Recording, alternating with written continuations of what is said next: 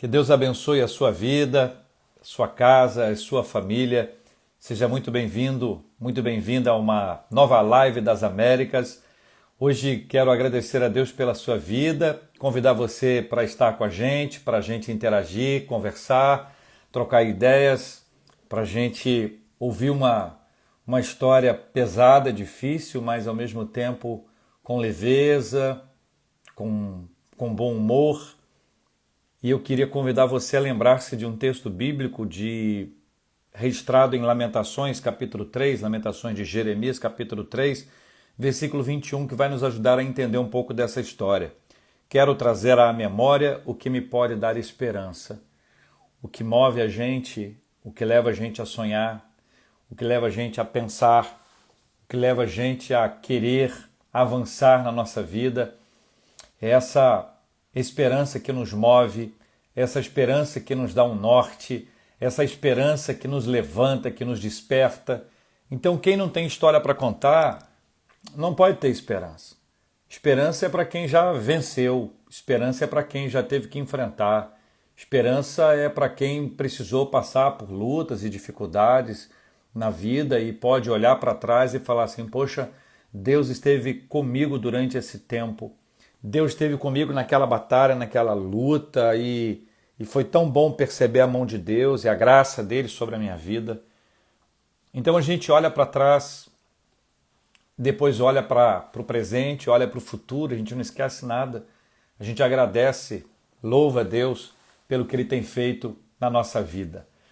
Boa noite, pessoal. Sejam todos muito bem-vindos aqui à live da Igreja das Américas. Vocês são muito bem-vindos. Muito bem-vindos aqui em nosso meio, fique à vontade, pode chegar, vamos conversar um pouquinho. Vou buscar aqui a nossa convidada especialíssima de hoje, que com a gente vai conversar, contar um pouco dessa história que a gente anunciou previamente aqui. É ela que tem que contar essa história, o ponto de vista dela, a perspectiva dela. E ela já chegou, olha aí, Flavinha! Oi! Tudo bem? Boa noite para você. Boa noite, Heavy querido. Boa noite, gente que tá vendo. Tudo certo aí? Tudo bem, você está onde? São Paulo? São Paulo. Como é que estamos hoje aí em São Paulo? Tá quente, tá frio? Tá frio. E a Muito casa frio. do Lucas consegue ser mais fria do que É São mesmo? Paulo, Ô, então. Lucas, pelo amor de Deus, um abraço aí para o Lucas aí. Olha, eu quero acolher você carinhosamente, Flávia. A gente já se conhece há muitos anos, né? Vou dar um relato sobre isso para depois a gente começar a ouvir você. Né? Eu conheci a Flavinha e os dois irmãos dela, eles eram bem pequenininhos ainda. E o pai era pastor na Igreja Presbiteriana da Penha, na Zona Leste de São Paulo. E eu era seminarista lá na Igreja da Penha, um tempo maravilhoso, eu fiquei 4 anos lá. E num desses períodos, o pai dela, que é o Carlos Eduardo Aranha Neto, foi ser pastor lá. E ele não foi só pastor, mas ele se tornou um grande amigo, uma pessoa muito querida, muito próxima. E a mãe dela, que é uma anja, não apenas acolhia a gente na igreja, mas levava a gente para casa. E estou falando a gente porque éramos 3 seminaristas, na maioria das vezes íamos os 3 para a casa deles, dormíamos os 3 na casa deles e já eram 3 filhos, a mãe e o pai, mais 3 filhos, crianças ainda e mais 3 seminaristas, né? Aí, em várias outras ocasiões, só ia eu. Quando só ia eu, na maioria das vezes que só ia eu, eles pegavam a Flavinha, que era bebezinha, sei lá, quantos anos você tinha? Ai, não sei. 90, Ó, se foi penha, eu devo 90, ter tido 2 ou 3. 95, 95, 4. 94, por aí. Então, 3 ou 4. 3 ou 4 anos. Então, eles pegavam ela, 3, 4 anos, colocavam ela no quarto dos pais ou no quarto dos irmãos, e eu ficava no quarto dela. Então eu tenho isso assim, memória fresca, muito tranquilo, desse tempo que foi de muita proximidade. Passa o tempo, né? Eu venho para o Rio, venho para cá, vocês vão para outros lugares, inclusive vão para Cachoeiro, Sim. que é exatamente para onde nós estamos indo agora. Aí vocês estão em Cachoeiro, seu pai pastoreando a minha igreja de origem, a Igreja Presbiteriana Central. E aí esses vínculos ficam ainda mais sólidos. Chegamos, então, a 2006. 2006 você tinha quantos aninhos? Vamos ver. Dezembro. Dezembro eu tinha acabado de fazer 15. Acabado de fazer 15 anos. Você morando em Cachoeiro, mas os seus avós morando em São Paulo. São Paulo. E aí você queria passar, o seu objetivo era passar o ano novo com eles. Exato, passar em São Paulo, ver meus amigos, porque eu vivi em São Paulo todo esse tempo. Então eu tava voltando para passar férias com os meus amigos, com a minha família, na minha terra, vamos dizer assim, né? Isso, isso. Aí você pega um ônibus, como todo mundo faz, e todo mundo fez antes, eu fiz trocentas vezes, eu morava em Campinas e ia para Vitória, eram 14 horas de viagem. Então você pega um ônibus em Cachoeiro, com destino a São Paulo. Exato. E aí, viagem tranquila, sai de Cachoeiro, passa por Campos, passa por Macaé, isso tudo você dormindo. Você saiu de lá que horas? Não, você eu saiu... saí às 5 da tarde. 5 da tarde, então você ainda estava atento. Você ainda estava O que atento aconteceu? Eu, naquela viagem, eu falo assim, Deus é tão bom com a gente que Ele não me deixou nem dormir. Eu não dormi. E foi engraçado, a Bíblia fala, né, que a gente não sabe orar e que o Espírito Santo ora por nós. E aquele dia eu experimentei isso de verdade, assim, porque eu entrei no ônibus e eu sempre oro, né, na viagem, aquela oração meio padrão, né? Senhor, abençoe essa viagem, cuida de tudo, amém, tchau. E aquele dia eu entrei no ônibus e me deu uma angústia, me deu alguma coisa, e eu não sei nem porquê, mas eu parei e orei assim, Senhor, me protege, protege minha família. Foi essa a minha oração, a única coisa que eu consegui soltar. E aí minha oração foi isso, foi tipo, Senhor, me protege, protege minha família. Em nome de Jesus, amém, acabou, vamos embora. E aí eu não dormia de jeito nenhum, assim. E olha, eu tinha andado pra caramba naquele dia. Tinha sido uma correria pra fechar minha mala. Eu troquei roupa, que eu tinha meu aniversário naquele dia. Fui lá na loja, troquei, levei, coloquei na mala, fechei tudo. E aí eu cheguei no ônibus, eu tava cansada, eu tava muito cansada, só que eu não pregava o olho. Eu não dormia de jeito nenhum, assim. E aí eu ficava com aquela sensação de alguma coisa vai acontecer, sabe? Ficava aquele, ai, alguma coisa vai acontecer. Alguma coisa vai acontecer. E vai, e passa 6 horas de viagem, e eu com essa, alguma coisa vai acontecer. Mas, assim, nada acontecia até então. Foram 6 horas de angústia sem nada. E aí eu comecei a falar, ai, para de besteira, né? Vamos parar de besteira. Aí chegou no Rio. No Rio, parece que Deus começou a tocar o sininho, assim, dentro de mim.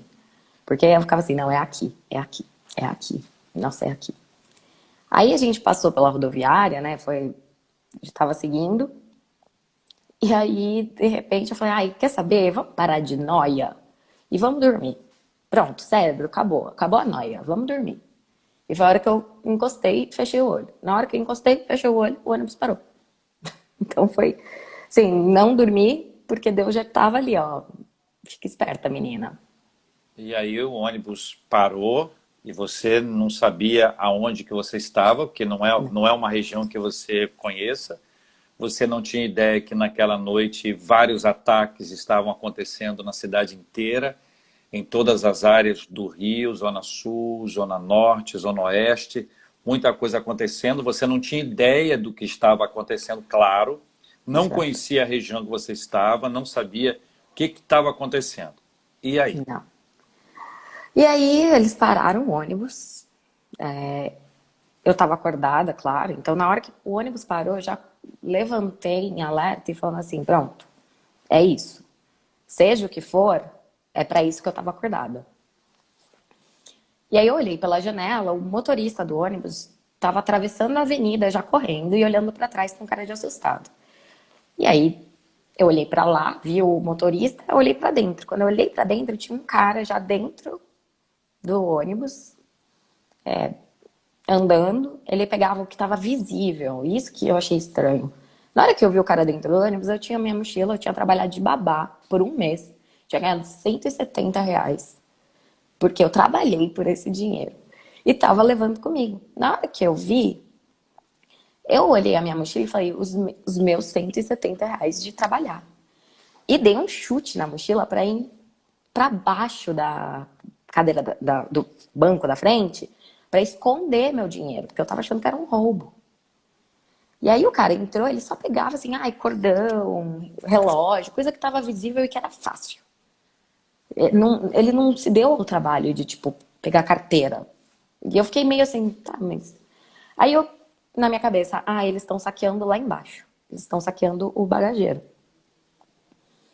E aí, só que nisso tinha uma mulher que estava sentada do meu lado e tinha uma menininha atrás. Quando o cara entrou e saiu, quando ele saiu, as duas entraram meio que em desespero e eu tava calma. E eu comecei, não, gente, calma, tá tudo bem. Tá tudo bem, calma, tá tudo bem. E aí, no calma, tá tudo bem, quando eu virei pra frente de novo, eu vi só uma bola laranja caindo. E aí, na minha cabeça foi, eu não falei isso pra ela, mas na minha cabeça foi, ixi, agora não tá mais tão bem assim, não. Mas, de qualquer forma, a hora que eu vi, né, aquela bola de fogo caindo, foi engraçado, porque eu não me apavorei. Eu assustei, mas mantive a calma. E aí eu falei, tá bom. Eu tinha tirado o tênis pra ficar mais confortável. E aí, na minha cabeça só dá tempo de pegar uma coisa, a mochila ou o tênis. Então vai ser a mochila. Peguei a mochila, parei com a mochila na mão, falei assim, tá, agora a gente tem que fazer um plano de sair. A porta tá travada. Então, se a porta tá travada, eu vou sair pela janela.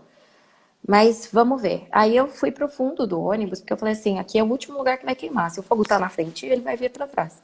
Meu o último lugar que vai queimar é o fundo. Me dá tempo de pensar. Fiquei lá atrás. Lá atrás eu comecei a matutar e falar, gente, o que eu vou fazer? Eu falei, vou sair pela janela. Só que já tava tudo tomado de fumaça, né? Tava tudo preto. Não enxergava absolutamente nada. E é engraçado que eu não ouvia nada. Então, pra mim, aquilo tava tipo um silêncio total, eu e minha cabeça. Eu não lembro de ouvir qualquer coisa. E aí eu peguei a mochila, falei assim, tá, vamos sair pela janela. Pra lá. Ai, gente, peraí. Leninha, amo você também. Desculpa, é que apareceu e Leninha tem meu coração. Mas o que aconteceu? Aí eu peguei a mochila e falei, ok, vou escalar o banco aqui do lado e vou achar uma janela. Porque parecia que assim, eu não sabia nem onde era a janela. Isso porque o ônibus não é tão grande assim, mas... porque aquela fumaça, eu tava meio...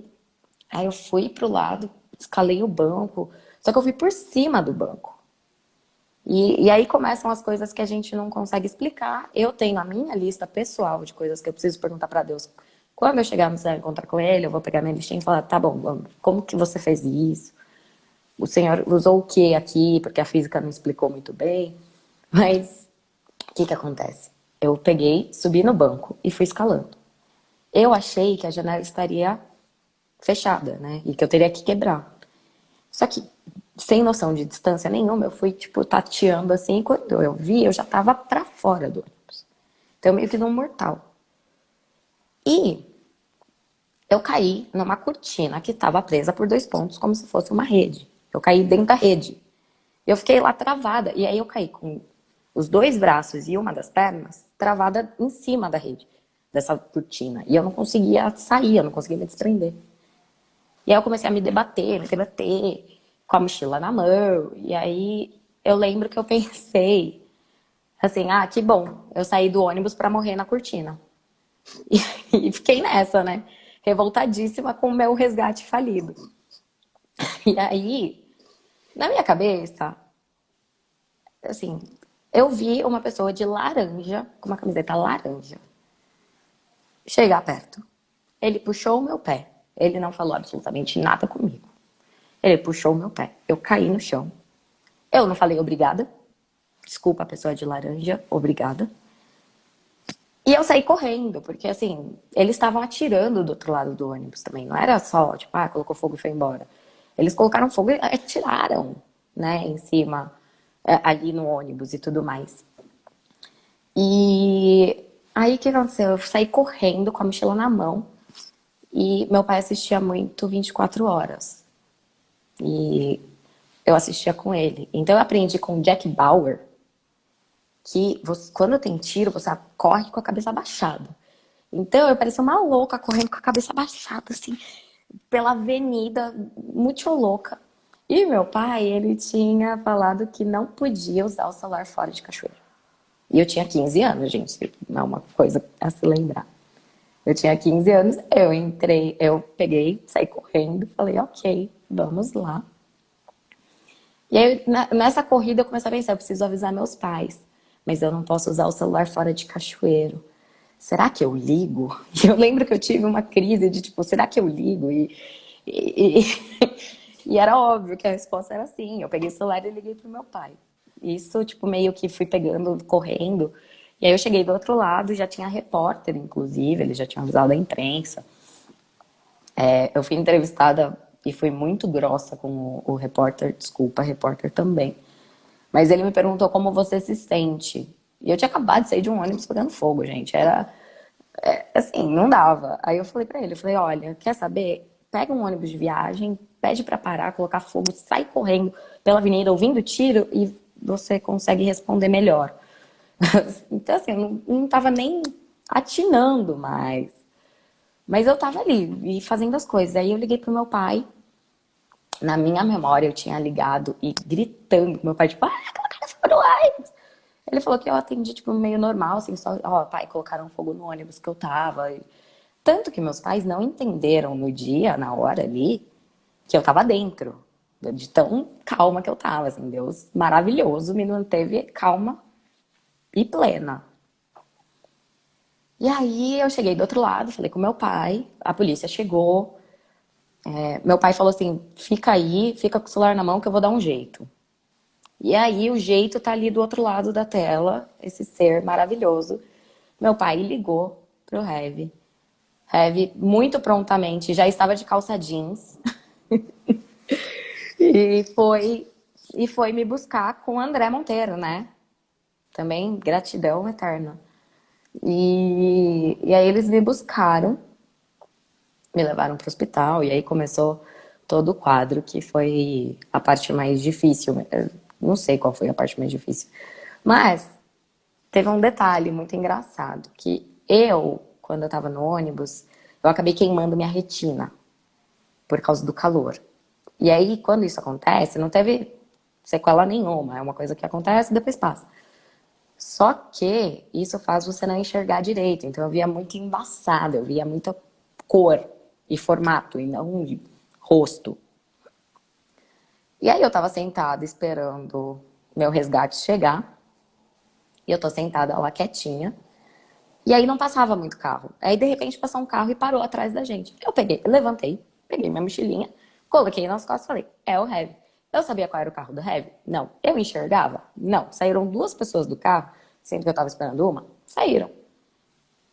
Mas aí eu peguei, saí andando e abracei a pessoa que foi lá.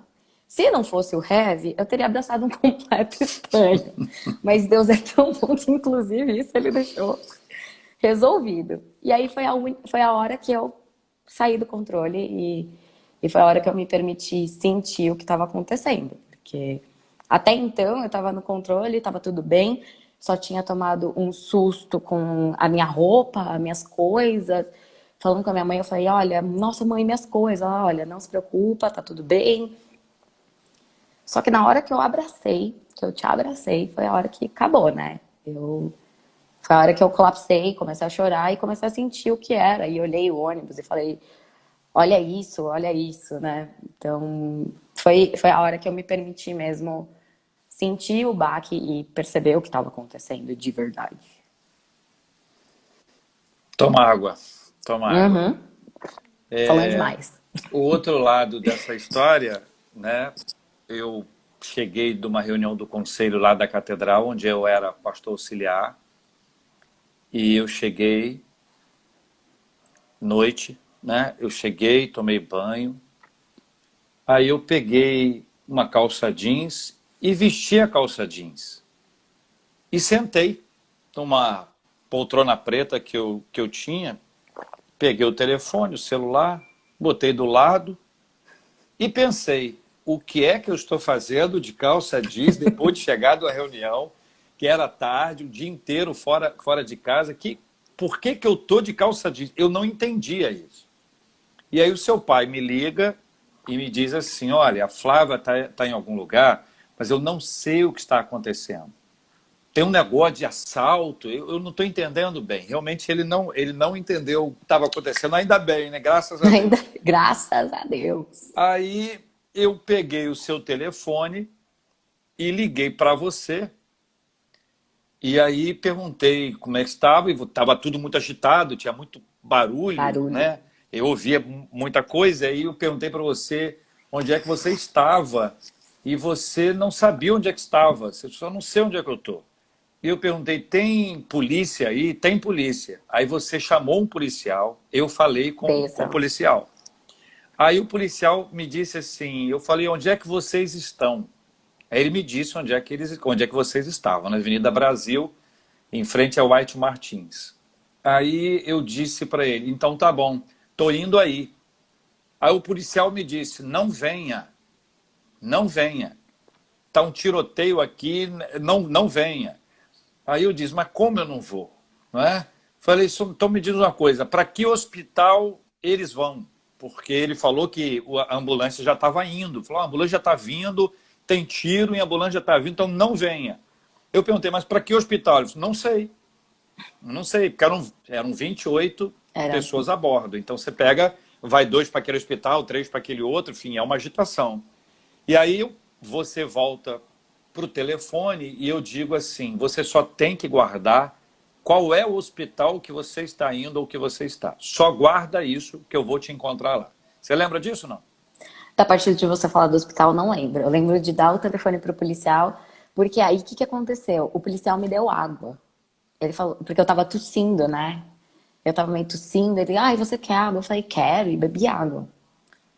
Só quando a gente chegou no hospital e eu falei que eu tinha bebido água para a equipe de enfermagem, que eu descobri que essa água podia ter me matado. Porque se eu tivesse com o trato queimado, a água podia levar o trato embora e eu perder o trato da garganta. Então, assim, Deus é maravilhoso até em eu poder tomar água e não acontecer. Exato, e não ter nenhuma consequência. Aí você ficou de me dizer somente o hospital, então ó, guarda aí o nome do hospital. Beleza, ok. Aí eu desliguei. E Deus falou comigo assim, vai lá. Aí eu disse, como é que eu chego lá? Eu não sabia como chegar, eu estava no Rio há pouco tempo, né? Eu tinha vindo para o Rio e eu não conhecia muitas áreas, né? E aí o que aconteceu? Eu liguei para o André Monteiro, Berim, liguei para ele e falei assim, André, a situação é essa, cara, a Flávia aconteceu isso, eu não sei onde é que é, só tenho essa informação, você sabe onde é? Sei. Vamos lá, vamos.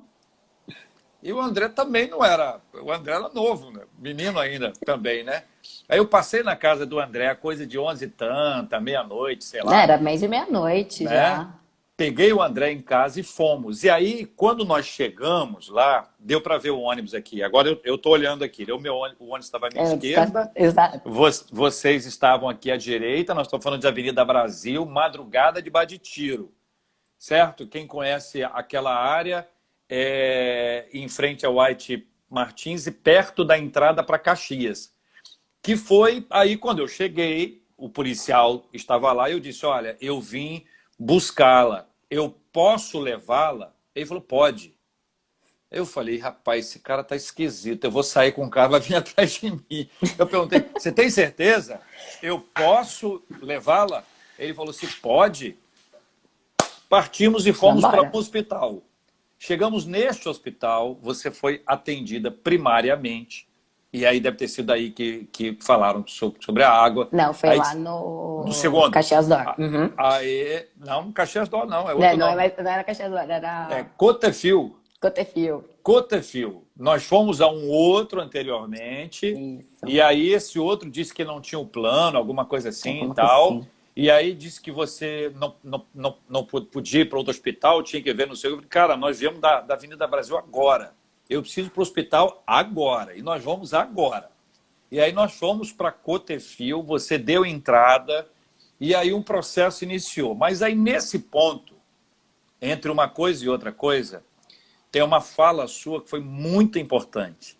Você tinha saído de um ônibus, incendiado, atravessou com a cabeça baixa, debaixo de tiro, não estava enxergando bem, abraçou alguém que você não sabia quem era, que você descobriu depois que ouviu a voz. Depois desse processo todo, você disse: como está o meu cabelo? Eu acho que eu queimei o meu cabelo. Me leva pro cabeleireiro.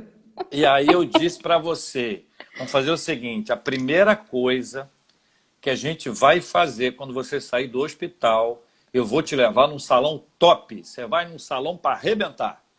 E eu estava achando que isso ia ser amanhã. Amanhã. Eu também, Porque até então. você estava ótima.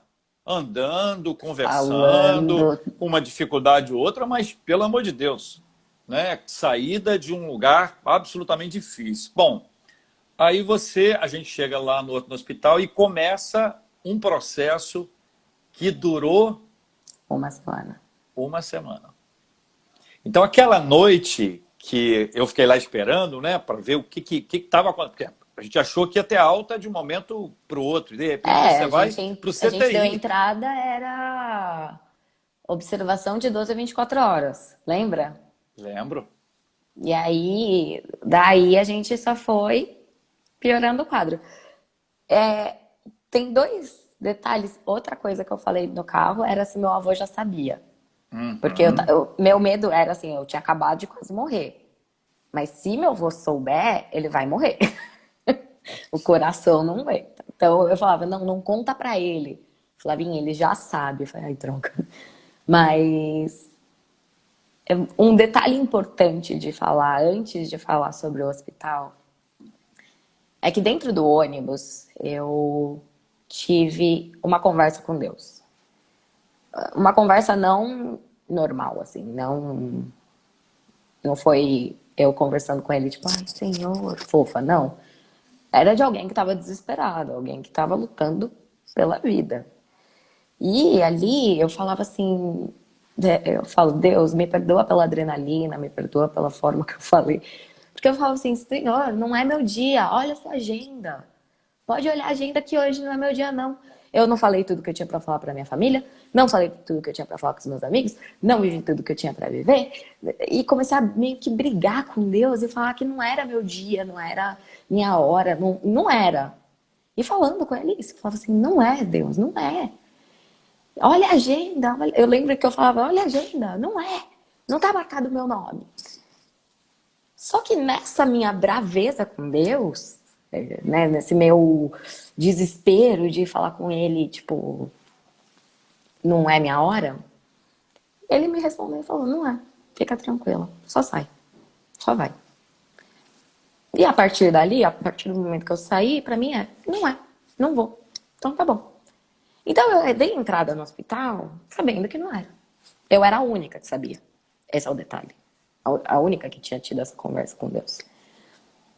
Então, a gente foi pro hospital, entrou 12 a 24 horas de observação. E até aí tava tudo ótimo, eu tava falando. Eu lembro que eu cheguei, eu perguntei pro médico se eu podia dormir. Ele falou, tenta ficar acordado o máximo que você conseguir. E aí eu falei, ok. Eu acho que ele fez mais umas duas perguntas, foi embora e eu dormi naquela hora mesmo, porque afinal a adrenalina deu uma baixada. E aí bateu.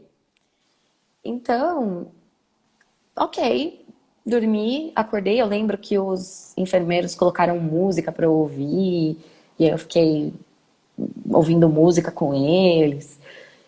E até aí a gente estava indo super bem. Só que chegou de manhã, meu sistema começou a baixar, e aí o oxigênio não dava mais conta, e aí meu coração começou a acelerar, e aí começaram algumas coisas que me levaram para o CTI, que foi, na verdade, um agravamento do quadro respiratório, minha oxigenação começou a baixar, meu coração começou a subir, e então, assim, foi a hora e foi logo que os meus pais chegaram, né? Então, meus pais chegaram, me viram, eu, eu comecei a piorar, E aí meu coração deu uma acelerada e resolveram que era para intubação. E eu passei 3 dias entubada. Fui pro CTI e fiquei lá. Só que pra mim, gente, estava tudo bem. Tudo ótimo. Tudo saindo perfeitamente como planejado. O problema é que ninguém fora sabia disso. Então, pra mim, o CTI foram 3 dias que eu dormi, ponto. Mas não tava correndo risco. Pra mim, nunca foi um risco. Pra quem tava olhando, que era o risco, que via o risco. Minha mãe depois me contou, e ela pode me desmentir aqui nos comentários, se for mentira, a Mari Aranha vai mandar. Mentira. Mas minha mãe me contou que ela também teve o sinal de que nada aconteceria, que ela fez um combinado ali com Deus, de que se meu coração batesse a X, ela entenderia que não era que eu não ia morrer, que eu podia seguir. Aí falou que meu coração estava super alto, ele baixou, bateu uma vez no número que ela falou, disparou e eu fui entubada. Então ela também já estava preparada para ela vai sair dessa. Mas de novo, não era muita gente que tinha essa informação, né? Informações privilegiadas. Foram 5 dias na UTI. Minha mãe tá me corrigindo aqui. Foram 3 dias entubada, mais 5 de UTI. Então, foi um período difícil, assim. Para mim tava tudo bem, mas não era para todo mundo que tava. E CTI, a visitação é menor, você pode visitar menos vezes.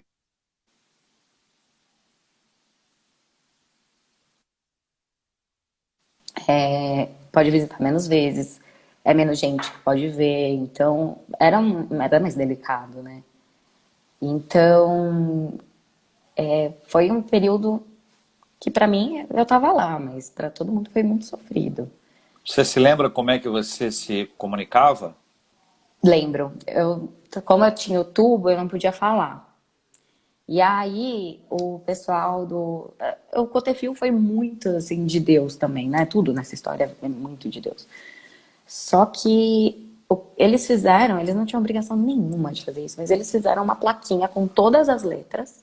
Eles me davam a plaquinha e eu ficava apontando as letras e falando as coisas que eu queria falar. E eles ficavam lá do ladinho, tentando entender e anotando tudo que eu falava. Então eu me comunicava por escrito, né? Tipo, e eu lembro que eles me perguntavam muito o que eu queria. E eu ficava, casa. O que você quer? Casa. E tipo, eu entubada, mas casa. Então, e aí depois disso, depois dos 3 dias entubada, eles tiraram o tubo. Só que eu não conseguia falar, porque as minhas cordas vocais, elas ficaram afastadas esses 3 dias. E elas não encostavam mais. Porque o som é esse encostar. Elas não se encostavam, então eu falava assim. E minha mãe é um bicho, ela era a única que entendia tudo que eu tava falando. A gente teve conversas e conversas, sendo que eu não soltava nenhum som, né?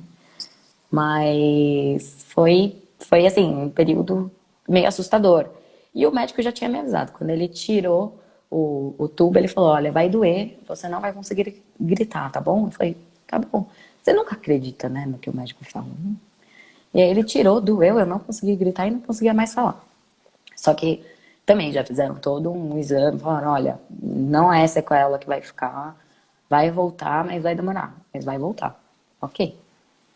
E uma das coisas que a gente não valoriza muito, né? Porque a vida é natural da vida. Mas eu não conseguia mais andar, porque eu fiquei os 3 dias deitada 100%. No quarto dia, eles foram me levantar, que foi quando eu já tava sem o tubo.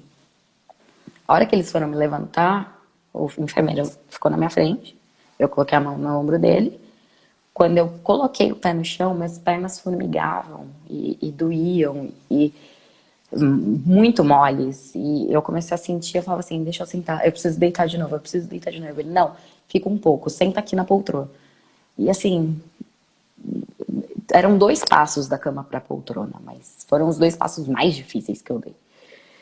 E sentei e o fisioterapeuta falou, olha, a gente vai ter que andar 1 hora. Eu falei assim, eu vou sair do CTI andando. Mas pra mim isso ainda estava longe. Foi no dia seguinte que eu tive que dar uns passinhos andando até a cadeira de rodas. Pelo menos minha cama era bem de frente para a porta, então foi, acho que o quê? Uns 10 passos no máximo que eu tive que dar.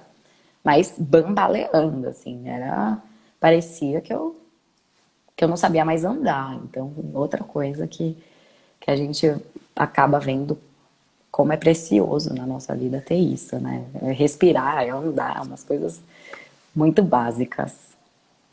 E aí você, nessa coisa de falar assim, você tinha 15 anos. E Uhum. você tem um pensamento acelerado e uma fala também acelerada. Isso quer dizer que você colocava assim na mão, tudo, entendeu? E às vezes, eu me lembro muito bem, de falar assim, não entendi absolutamente nada do que você falou. Vai devagar, calma, devagar, devagarzinho. Mas, enquanto isso, agora eu vou dar um outro lado Do outra outro vez. lado. Você dentro do hospital, e aí a gente conseguiu um lar, uma casa para os seus pais, a Exato. casa do Zequinha e da Merinha. O Muito queridos. Zequinha já está na glória, eles pais do Ricardo e da Rafaela Machado. E Merinha e Zequinha acolheram seus pais assim de maneira generosa demais, muito especial. Seus avós também, durante todo o tempo que estiveram lá, e me lembro de conversar muito com ele, que era a sua preocupação em relação a ele. Lembro quando fui buscá-los No no aeroporto. estacionamento. Ah, no Não, estacionamento. fui buscar. Eu não acho que eu nem fui no aeroporto, isso eu não me lembro. Eu lembro da caminhada do estacionamento, deve ter ido. A Mari está aí, vai falar. Do estacionamento até o hospital. E a preocupação naquele negócio assim, fala a verdade agora. Agora que está aqui ao vivo, fala a verdade, né? E aí, depois desse processo todo e tal, enfim, duas coisas curiosas, né? Seu avô me ensinou uma frase que eu nunca mais esqueci. Ele me disse o seguinte, olha, Júnior, se alguém disser que vai votar em você, não acredite. Mas se disser que não vai, acredite. Um belo Sua ensino. avó e eu conversamos longamente, mas eu e a sua mãe, né, Mari, tivemos uma experiência Ai, é curiosíssima. verdade. É Curiosíssima. verdade. Nós estávamos na porta do hospital. Aí ela mandou exatamente isso agora. Aí, tá aí, ela aí, ó. Isso aí. Na porta do hospital, eu e ela, tá certo? Meu carro estava do lado de cá, sim. O carro dela estava na porta do hospital, literalmente era o primeiro carro que estava ali. E a gente foi sair para poder ir embora. Ela ia para casa do Zequinha, eu ia embora. Só que quando nós saímos, a gente conversou mais alguma coisa ali, e eu vi dois caras estranhos. E a minha chave que estava na mão, como está aqui, eu coloquei ela para dentro assim. Então ela ficou meio que escondida, eu fiquei esperando aquele negócio. E aí vieram dois caras. E os dois caras já chegando, um na sua mãe e outro em mim. Então eles perceberam que ela estava com a chave e a sua mãe viu e sua mãe correu para o carro. Quando ela correu para o carro, o outro cara ficou em cima de mim com uma arma, dizendo, não reage não, não reage não, reage não. E a sua mãe entrou no carro e pensou assim, não vai levar meu carro não, mas não vai mesmo, hoje não. Hoje Hoje não não. vai levar. E o cara batendo ali, e ela começou a buzinar o carro. Buzinar. Pé, pé, pé, pé, pé. Quando ela Na frente do buzinou hospital, na porque não frente do pode fazer hospital, barulho. as pessoas... Manifestação aqui, os caras ficaram assustados porque eles estavam ali, eles eram daquela área mesmo ali, eles foram embora e depois a gente conversou ainda um pouco para poder respirar um pouco e foi um fato assim, falei assim, gente, já imaginou que doideira? Assim, na Mas você porta do sabe hospital. que. Você sabe que ela me contou que ela tava com dor de cabeça nesse dia. Tava com muita dor de cabeça. E aí, a hora que aconteceu isso, ela sentou, enfiou a mão na buzina. Os caras saíram. Ela falou que passou na hora. Então, gente que tem enxaqueca, É só tá aí o isso. Isso remédio. aí, Só isso isso. aí resolve fácil. Resolve Aí na hora. passamos esse tempo aí com essas experiências do lado de fora, experiências do lado de dentro, acolhimento, carinho, amor, família, várias igrejas orando, você já muito conhecida, popular e tudo, né? Tinha as amigas orando, os candidatos orando, as meninas orando, aquela festa toda. E aí chegou o dia da alta. Você Chegou o dia lembra da como é que alta, foi? lembro. Oh. Ah, Mas, de novo, a minha versão da alta é diferente. Por quê? O que que aconteceu? Justamente com toda essa parte de oração, carinho, eu me sentia como se Deus tivesse pegado meu corpinho de 15 anos e falado assim, não, fica aqui, tá tudo bem, tá tudo bem. E eu senti uma semana aqui, ó, tá tudo bem, tá tudo bem. E pra mim, quando eu recebi a alta, eu falei, acabou meu colo. Agora tô aí, solta nessa vida, não tenho mais colinha de Deus, não tenho mais. E aí, quando eu saí, eu realmente fiquei triste. Porque pra mim era isso, acabou o colo, acabou esse cuidadinho de Deus tão minucioso. E eu lembro que a gente entrou no carro e o Cadu tava lá, né? Ele tava no Rio também. E aí a gente entrou no carro, ele olhou pra mim e falou assim: Você tá triste? Eu falei: Não, tô só cansada.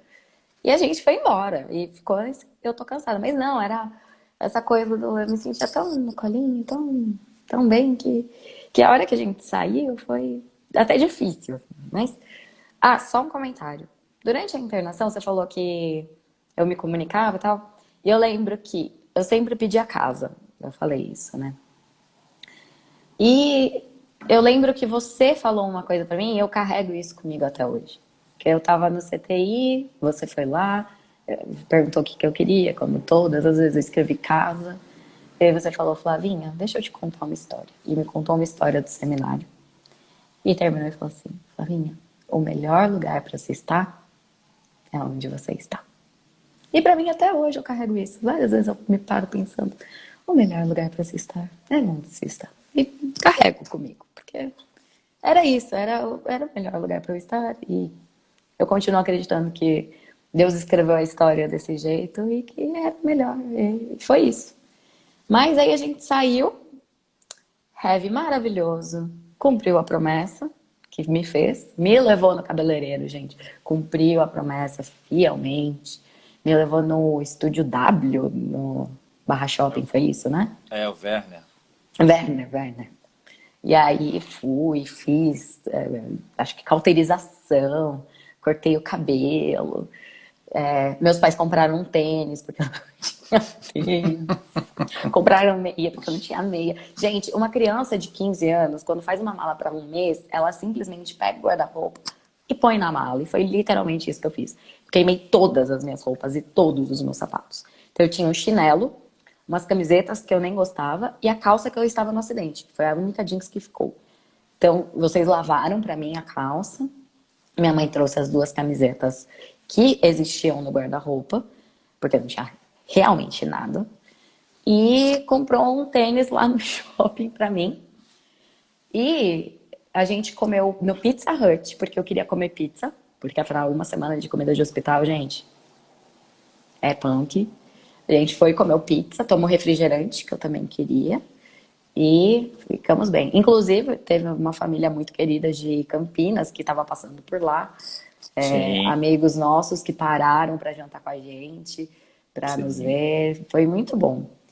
E é engraçado, né? Porque assim, a gente saiu do hospital, teve toda essa parte, aí voltamos para Cachoeiro. E em Cachoeiro, Deus tinha já preparado toda a nossa igreja com ajuda financeira, ajuda. Fizeram um chá de guarda-roupa para mim. Eles inventaram um chá de guarda-roupa. Porque eles sabiam que eu não tinha nada, que eu tinha perdido tudo.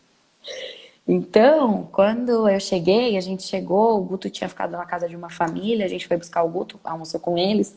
Ela era dona de uma loja de roupa, já separou um monte de roupa pra mim. A gente chegou, tinha pôster, cartaz escrito na minha casa, tipo, que bom que você tá aqui. Então, assim, Deus. Eu fiquei triste porque eu ia sair do colo de Deus. Mas ele nunca parou de cuidar. Ele era só diferente o cuidado. Ele tem cuidado até hoje. Ele continua sendo o autor da minha história, independente de ter fogo ou não ter. Então, naquele dia teve, mas agora não tem. Ele continua sendo o mesmo que escreveu e escreve a minha história. Então, eu cheguei e tinha toda essa. Então, sabe aquela. Foi um momento ali, o acidente, de entender muita coisa que eu, como filha de pastor, e nascida na igreja e vivendo aquilo, foi um momento de eu olhar e falar, sabe, não é só conceito, não é só uma coisa da cabeça. Isso é vivido, isso é da vida, isso é comunidade, é sim o repartir. E foi muito, sei lá, prático. Foi um momento de falar assim, sabe tudo que você acha que é só conceito? Não, é prática. Isso é a vida com Deus, é você ter uma família expandida, você ter gente que você pode ficar na casa e que vai cuidar dos seus pais enquanto você tá lá. É gente que vai te buscar, é gente que vai cuidar de você, independente de você ser ou não família de sangue. A gente é um corpo. E eu fui muito cuidada pela minha igreja de Cachoeiro, muita gente querida lá. Em São Paulo, eu cheguei em São Paulo, tinha, tinha gente em São Paulo preocupada, querendo ajudar. Gente, eu lembro que eu fui com a minha tia e com meu irmão no braço, o Cadu falava que Deus tinha feito aquilo comigo porque eu precisava renovar meu guarda-roupa porque eu me vesti igual um moleque. Então, então ele fez tudo isso só para renovar meu guarda-roupa e eu me vesti que nem uma menina, segundo ele. E também ele falava que como é que era? Ah, que minha voz era muito esganiçada e Deus fez isso pra ficar um pouquinho melhor. Então, assim, o Cadu sempre muito fofo, amo meu irmão. Mas. Então, assim, teve muito cuidado. E é muito real isso, assim, até hoje. Não dormir tá nem dorme o que guarda a gente. Não, não tem. Então, seja com fogo, sem fogo, seja tendo uma experiência super difícil e de dependência total de Deus ou não tendo, foi Deus que escreveu a nossa história e cuida da gente do mesmo jeitinho. Porque a comida que a gente tem na mesa é benção de Deus, é cuidado dele, a roupa que a gente veste, o andar, é tudo bênção, é tudo. E a gente. Eu vivi toda essa experiência e não tô falando que, nossa, eu todo dia abro os olhos e falo, nossa, Senhor, obrigada por respirar, obrigada por. Não! Porque vira normal de novo. Só que de tempos em tempos eu me pego pensando, nossa, como eu sou abençoada, não é mesmo? Eu respiro, eu ando, eu como, eu falo. Eu não tenho problema nenhum no pulmão, sendo que eu tive um senhor problema e meus pulmões foram super afetados. Então, é isso, assim, a gente tem um Deus que cuida e que abençoa, independente de ter uma experiência super difícil ou se, ai, nunca aconteceu nada. A gente lá em Cachoeiro tinham duas primas lá na igreja, que eram as duas meninas engraçadíssimas, engraçadíssimas. E uma delas, quando bebê, também tinha passado aqui em São Paulo por uma correnteza. A mãe saiu do carro, pegou ela, ficou em cima do carro. Uma história também louca, assim, igual a minha do ônibus. E também tinha. E aí a gente falava, ai, porque a Bárbara é um milagre de Deus. Aí eu falava, ai, porque eu sou um milagre de Deus. E a Rafinha ficava, eu não sou um milagre de Deus. Mas é isso, a vida é um milagre. E pronto, né? Assim, é isso. Deus deu A a da Bárbara gente. foi incêndio, foi Foi enchente. enchente. Ela se abraçou, a mãe e a filha se abraçaram ao O poste poste, e isso. ficaram abraçadas atrás do poste para a correnteza. Foi uma decisão muito divina e inteligente, porque a água vinha, então elas ficaram atrás do poste, abraçaram. Naquela ocasião, você sabe que eu sou primo, né? Então, a minha Eu mãe sou acabou de primo. mandar. A Rafa É, é Vargas também, eu me lembrei agora. prima. E aí o SBT tinha um programa, acho que é o Aqui e Agora, que era um programa policial, e mostrou a cena. Passou. Uhum. Mostrou aquela cena. E eu havia tido um sonho com o Ronilton, que é o pai, Ah, uhum. que é o primo, né? Um sonho com o Ronilton que envolvia água. E é um sonho que eu contei para ele e ele falou assim, não estou entendendo. E realmente nem eu entendia. Só que como eu tive um sonho e Deus falou para mim, conta para ele o sonho. Eu falei, não vou contar. Aí passou mais uma noite ou duas, eu tive um outro sonho. Que eu estava numa fila, é um sonho tão engraçado. Eu estava numa fila, tinha várias pessoas, eu estava numa fila, aí várias pessoas assim, alguém estava na frente, de frente, em vez de estar de costas, porque eu estava numa Aham. fila, a pessoa de frente olhou e chegou nessa pontinha assim, quando estivesse conversando assim, olhou para mim e falou assim, o que você tiver que fazer, faça logo. Aí eu acordei e falei assim, agora não tem mais jeito. E o sonho, Agora. enfim, é um outro vídeo, e o sonho tem um pouco dessa história. Eu queria, primeiro, Flávia, dizer para o pessoal que está acompanhando a gente que esse nosso vídeo ele está sendo gravado, a nossa live, ela vai estar disponível no canal do YouTube da Igreja das Américas, e eu quero encorajar você a não apenas assistir outra vez, mas compartilhar com as pessoas, para que as pessoas possam ouvir a história, o ponto de vista de quem estava dentro do ônibus, né? A gente se conhece desde antes, você e eu ficamos muito mais próximos com esse episódio, grudados pelo fogo, é óbvio, né? Seu pai e a sua mãe são amores, assim, pessoas que eu amo muito, com que eu convivo, seus irmãos e tal, e seus avós de maneira especial. Então, essa é uma história que existem muitas perspectivas. Se sua Muitas. mãe entrasse aqui agora, ela ia contar Uma uma outra perspectiva dela, totalmente seu pai, diferente. seus avós, os seus irmãos. Então, por isso que eu queria que você contasse, que tivesse o ponto de vista de quem estava dentro do ônibus. A história do ônibus é uma história muito louca. É uma história que, se você parar para imaginar, os caras não apenas roubaram as pessoas, assaltaram as pessoas, como eles tomaram o ônibus, botaram fogo no ônibus. Por quê? Exato. Depois, gente, eu fui na Ana Maria Braga por causa desse negócio do ônibus. Eu fui entrevistada pela Ana Maria. É aquele fato da nossa vida que a gente deixa guardadinha, né? Não conta pra ninguém. Mas, o que que acontece? Quando eu fui lá, a mulher que estava no programa comigo, ela falou que ela estava mais na frente e ela ouviu o papo deles. E era tipo, a gente pegou o ônibus errado, o que que a gente faz agora? E a solução brilhante que deram foi, põe fogo todo mundo dentro. E tinha desse. E 28 pessoas foram condenadas desse jeito, assim. Então, é muito difícil, né? Mas eu acho que vale aqui, eu preciso, né? Eu tenho que ter esse momento. Hoje em dia eu lido muito bem com essa história. Eu falo disso, não me machuca, não me faz mal, não me dói, nada. E eu olho e eu penso, eu sou grata por isso. E aí a gente até entra, né, na questão do, nossa, que desgraça que aconteceu. Não, não foi desgraça. Inclusive foi graça de Deus sobre a minha vida e me dando essas bênçãos e me dando um outro jeito de olhar a vida, o relacionamento com Deus, o relacionamento com a igreja. Então foi assim, foi graça. Só que hoje eu lido muito bem e eu preciso aqui puxar a sardinha pro meu pai e pra minha mãe.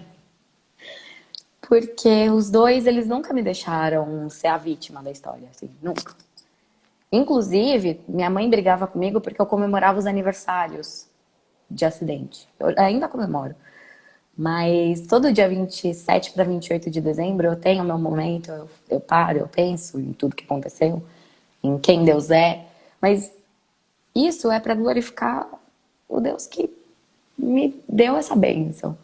Mas minha mãe e meu pai nunca me deixaram ser vítima da história, nunca. E eles me incentivaram, eles me puseram num ônibus de novo. Minha mãe não me deixou ir de avião nenhuma vez, depois que isso aconteceu. Eu fui todas de ônibus. Primeira vez eu fui com meu pai, depois eu fui sozinha.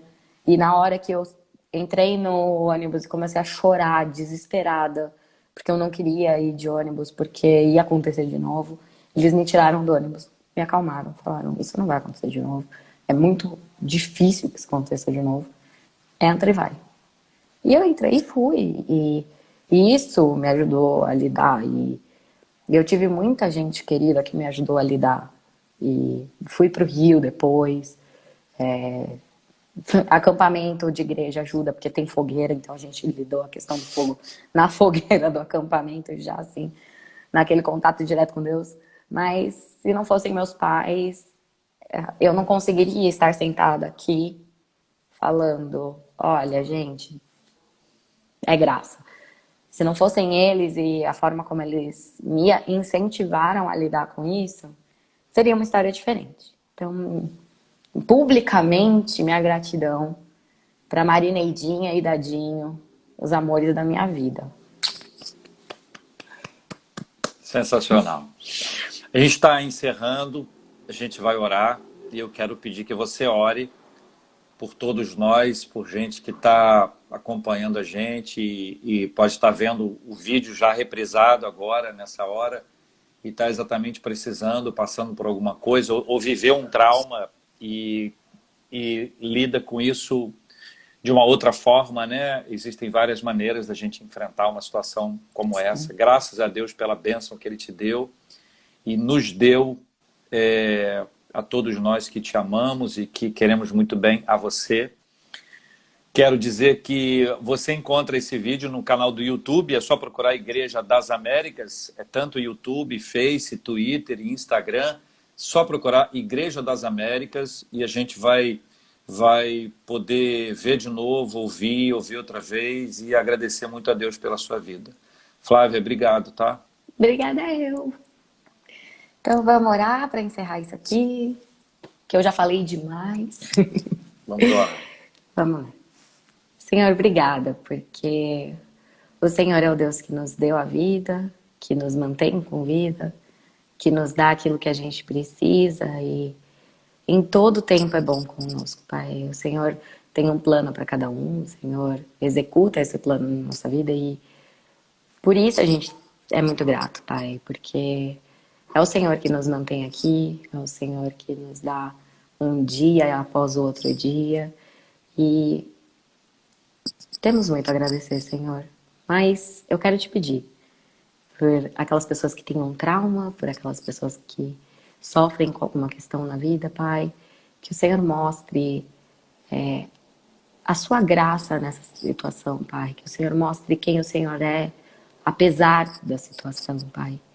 Que o Senhor mostre que, por mais que coisas ruins aconteçam, o Senhor continua sendo soberano e o Senhor continua com a sua mão poderosa.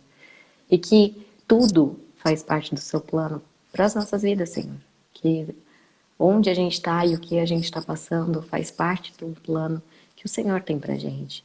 Então, mesmo que a gente perca alguém querido, isso também faz parte do seu plano e que a gente possa entender isso, Senhor. Que a gente possa trazer aquilo que pode dar esperança pra gente, pro nosso coração. Que a gente possa trazer o que o Senhor tem falado conosco e o que o Senhor tem feito na nossa vida pro coração, para que isso nos aqueça, para que isso nos deixe cada vez mais fortes no relacionamento com o Senhor, Pai. Amém. Cuida de todo mundo que está aqui. Obrigado por esse tempo, por esse espaço. Amém. Abençoa a vida de cada um, Senhor. É o que eu te peço, em nome de Jesus. Amém. Amém. Um beijo para você. Beijo, meu rap querido. Deus abençoe. Beijo, boa noite gente. para todos. Marineide, aquele abraço. Deus abençoe. Tchau, gente.